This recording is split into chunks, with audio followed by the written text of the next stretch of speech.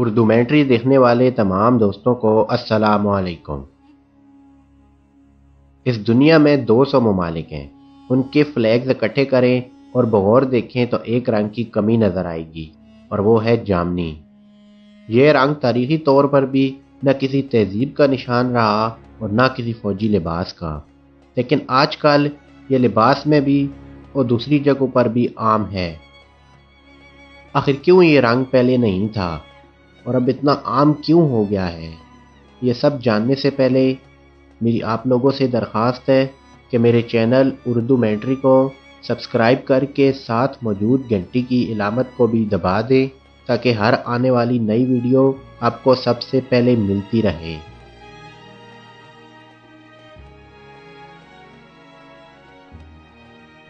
کسی کپڑے کو رنگ دینے کے لیے ڈائی استعمال ہوتی ہے، اور مختلف رنگوں کی ڈائی بنانے کے اپنے طریقے رہے ہیں، اور پھر رنگ ملا کر نئے رنگ بنائے جاتے ہیں۔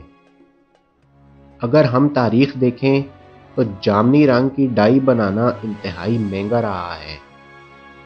اس کی ڈائی لبنان کے شہر سور سے یورپ میں برآمد کی جاتی، جہاں پر پائے جانے والے سمندری گونگوں سے اسے نکالا جاتا تھا، اور 10,000 گونگوں سے صرف 1 گرام جامنی رنگ کی ڈائی بنتی تھی۔ یہ رنگ صرف انتہائی امیر لوگ ہی خرید سکتے تھے، کیونکہ اس وقت یہ رنگ سونے کے مقابلے میں بھی 3 گنا مہنگا تھا۔ 1856 میں ایک انگریز کیمسٹ جس کا نام ولیم ہنری پرکن ہے، ملیریا کے خلاف دوا بنانے کی کوشش کر رہا تھا۔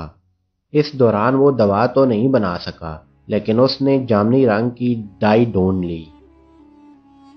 ویڈیو میں جو تصویر آپ کو دکھائی دے رہی ہے، اسے 1860 میں پہلی بار اس ڈائی سے رنگا گیا۔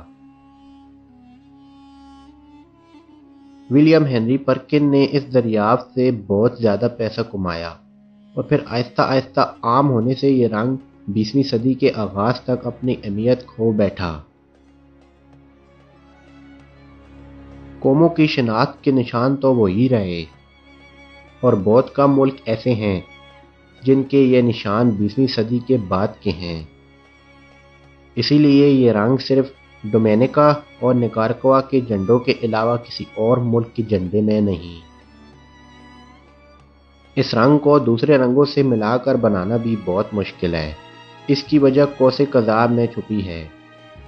اس کی کوئی اپنی ویو لیتھ نہیں، بلکہ یہ رنگ بنفشی اور سرخ کے درمیان کا ہے، جو قوس قزح کے رنگوں میں سے سب سے دوری پر ہے۔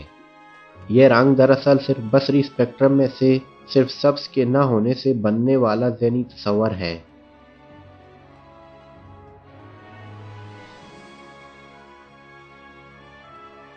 آپ کو آج کی ویڈیو کیسی لگی کمنٹ باکس میں مجھے ضرور بتائیے، اور مزید ویڈیوز کے لیے میرے چینل کو سبسکرائب کرنا مت بھولیں۔